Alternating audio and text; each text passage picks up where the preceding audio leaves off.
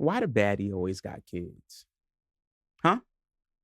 Why the one you really want, brother? You know the one. You know the one. Why they always got kids? Huh? And you know what? I'ma put on my stepdaddy pants, okay? I'm picking Felix up for soccer. I don't want to. I don't want to, but I'm gonna do it. Anyway, I don't. That was bugged out. This is episode 3 of Subject to Change. I'm your host Dane. It's been a pretty chill week, but we got some things on the docket. But first, I just wanted to give a shout out to the people who subscribe to the page. To be on episode 3 and have picked up 17 followers. That's pretty dope to me. I don't know what number's supposed to look like by your episode 3, but I'm grateful for that. So thanks to y'all. Just wanted to, start off rip with the appreciation and whatnot. So starting off with one of the probably most confusing stories, and it's not really confusing when you really think about it, but Kevin McCall going onto the podcast and crying. So I think it was the Back on Fig podcast. And if I'm misplacing the credit there, blame it on the head, not the heart. But he goes on this podcast, he pulls out his EBT card, he's throwing them. He's throwing them. And he's crying. And there's so many different layers, right? Number one is mental health, because I'm like Mr. Mental Health. So like when I look at it, I'm like, yo, the things he's explaining, the insight into his life, is something that I wouldn't say is a joke, right? So number one, there's that side of it, the mental health part. But then there's the scene, there's the pure exposition of him. He's taking out the like if I was at dinner and I wanted to show off and I had the MX Black card, and I'm like, blah, blah, blah. Like he's throwing the EBT card out. So there's that part of it that's like pure spectacle. And how are we supposed to not like laugh at that? I think for the most part, the host handled it well.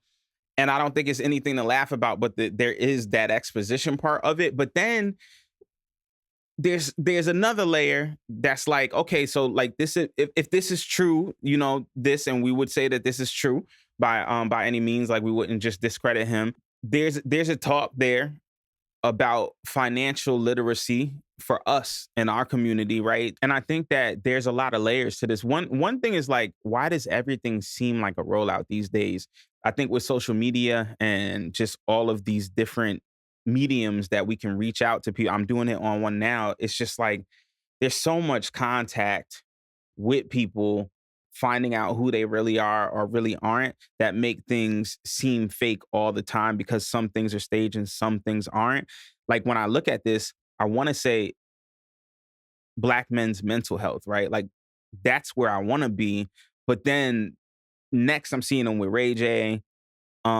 He's music is circulating that wasn't circulating before, and the music sounds good. Like to me, at least the music sounds good. I don't think it's a question of the music so much as other things and behaviors that maybe buried him in a sense publicly. So it's like, was it all for clout, or is it the reverse, right? Like I have this moment was based on something that's real to me. Like y'all are seeing me broken, but this moment is here, so I'm going to adapt to this moment. I'm going to use it to get up in front of people while I'm hot, while my name's out there. And I don't know which one it is. Man, slamming them down, slamming, glamming them. But I'm exaggerating, but still.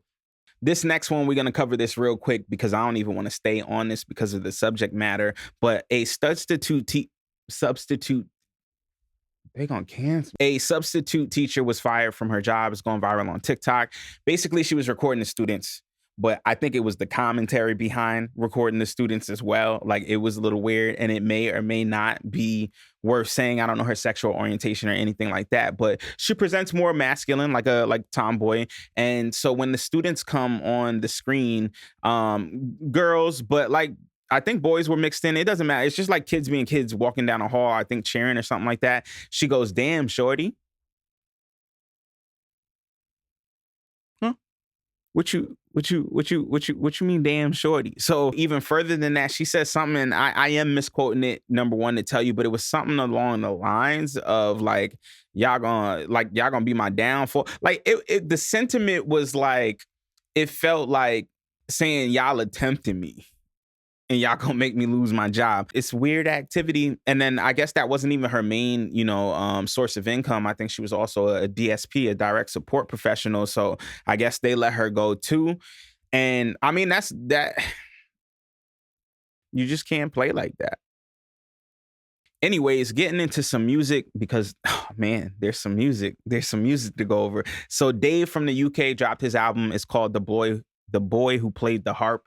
And it's a phenomenal project. It's only got 10 tracks, and that does not matter. I do want to go through some of these songs, though, because it defied my expectations, because by song 2, 3, I wasn't really bought in, to be honest with you. The first song, History, featuring James Blake, is dope. Like sonically, it's bringing you into the boy that played the harp, and the album cover imagery and the sounds. Like it's just setting a soundscape for you that does appear throughout the album. So I think that's dope. But the song, I don't necessarily need to listen to it a lot.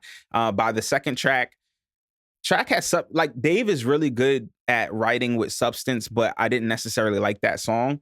By the time we get to the third one, which is No Weapons, now we got a little vibe. We got something we could dance to. We got something we could sing to. I wasn't necessarily gripped by the verses either, though. But then we get to track 4, and this is when the whole album to me changes.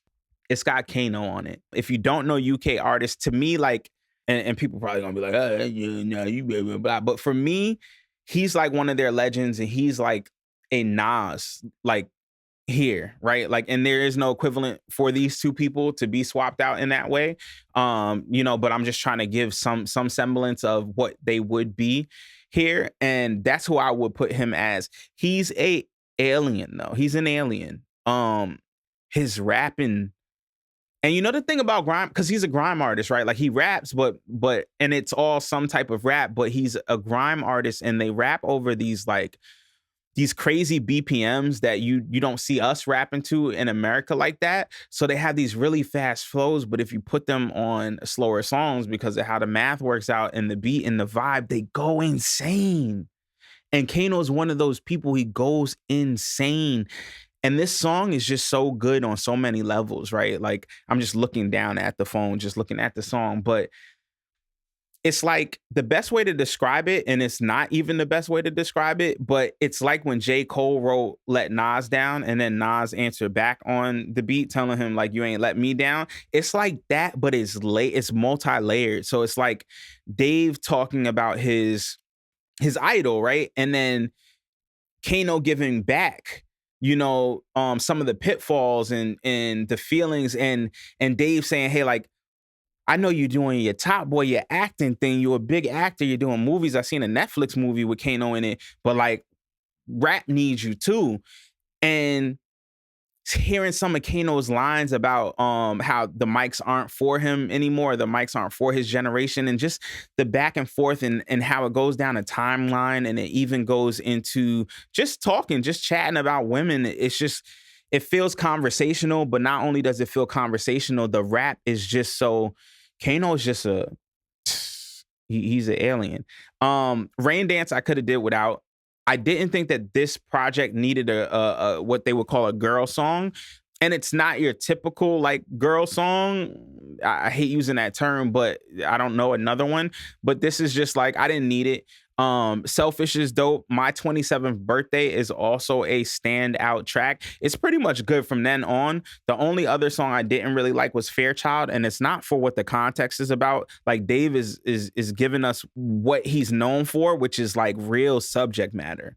Like real stuff you should pay attention to, like real stuff we should be thinking and looking at in our communities. And it doesn't matter if he's from the UK or the US, we both have them. So, and that's where he stands out too. I just think the album was solid. You should go listen to it. Like I said, it's 10 songs. It's 47 minutes. So you got 50 minutes. Throw it on, be happy. So more in the entertainment space, Task on HBO. So this is a spoiler alert. I got chapters. You can skip this, but this is definitely going to talk about that last episode of Task. If you don't know what Task is, though, really quickly, it's about a good guy in a bad position that does some bad things to some bad people for all the right reasons. The FBI starts to investigate, and all of these things come down on him at once. You've seen this show before, you've seen this movie before. It's a very cliche setup, but how they handle it is not necessarily cliche, and the writing is so good. The acting is really good, right? Because you need an actor to bring out this good script, and I think that they really did that in this. And although things do go cliche ways throughout this storyline, not in a cliche way that has you like, oh, I knew that was gonna happen, I knew that was gonna happen. Like, you will know certain stuff is gonna happen, and you do lose some people along the way, but you lose them in some ways that you probably didn't think you would, and at a time in the show that you didn't think you would, which is good. And that's what I'll say there. I think that it does enough to differentiate itself from shows you have seen that have the same premise, like a Dope Thief. I don't know if you saw a Dope Thief on Apple TV. It's pretty good, but this is a little bit higher tier. I want to say. I think that they did a really good job wrapping up everybody's character stories, and I think it was a solid show. I think it was a really solid show. So shout outs to Task and the season finale. If you haven't watched it, like I said, on HBO, go watch that. And then, last on the list would be Steve Bannon going and saying that Trump's going to be the president for a third time. If you're still confused, if you still aren't caught up with the plot here of what's happening, I think that maybe you should. You should get acquainted with said plot. You should probably analyze said plot very deeply, because it's just not like when you have people going out and saying stuff like that. Like, if you don't think there's some type of plan of action to fulfill this statement, then you're crazy, right? And there's people on this side and there's people on this side, and I don't get into all of that. I think that people on all sides never asked for this. It goes against what you say you believe in if you are going for this. We need to be vigilant. I don't know, what can be done at said point, but I do think that people are not playing. People aren't joking. It's serious. These things are being attempted, and they're setting it up to only have certain, press that they certify or they pass to tell you what's going on. They want to make you think that, certain states are bad and you shouldn't go there. And now we're creating that type of separation, and maybe we'll put, certain states into surveillance states. Like, who knows? Like, there's a lot of stuff. There's a lot of stuff goings on. The goings-ons is going on. I'm not a person who's so well versed in this that I should be telling anyone or breaking down, observing, but it's crazy. And you need to pay attention in the least, Anyways, this has been another episode of Subject to Change. This is episode 3. I'm your host, Dane. I hope I'll see you next week. I hope you see me next week. I hope you hit like and subscribe. I hope that we build a vibe. And if you want me to start rapping, it's live. That wasn't good, but that's fine. Bye.